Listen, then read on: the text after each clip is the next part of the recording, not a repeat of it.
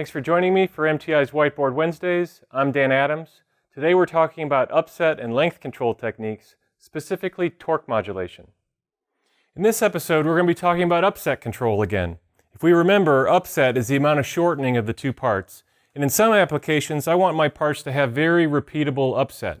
So every weld has a very similar upset, one after the other after the other. In the last episode, we talked about pressure modulation as a relatively effective technique for upset control, a closed loop technique, but we're using an indirect way to influence the amount of upset by modulating the amount of weld pressure that we have. In torque modulation, we're doing the very same thing. We're taking an upset profile. So the upset profile is a standard inertia weld with no control technique applied to it whatsoever, and we're recording the amount of upset that we get over time. Then when we make the next weld, using the control technique, we compare the new upset to the upset profile in order to generate an error signal. Now, if we get too much upset, what we want to do is we want to decrease the amount of energy that we're using in order to directly influence the formation of upset.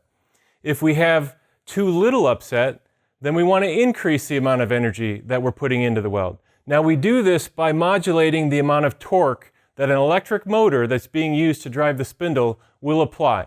So normally in an inertia weld, we're getting zero torque out of the electric motor and we're just letting the flywheels coast.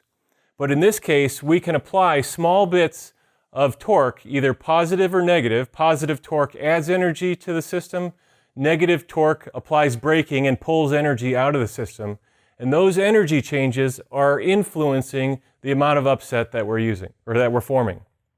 This is a closed loop control technique.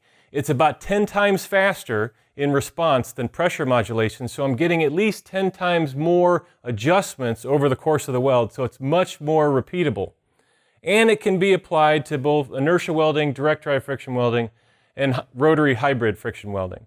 Therefore, it's very useful, very repeatable, a very powerful upset control technique. Thank you for joining me for this episode of MTI's Whiteboard Wednesdays. For more information on this topic or other friction welding solutions, please visit our website at mtiwelding.com.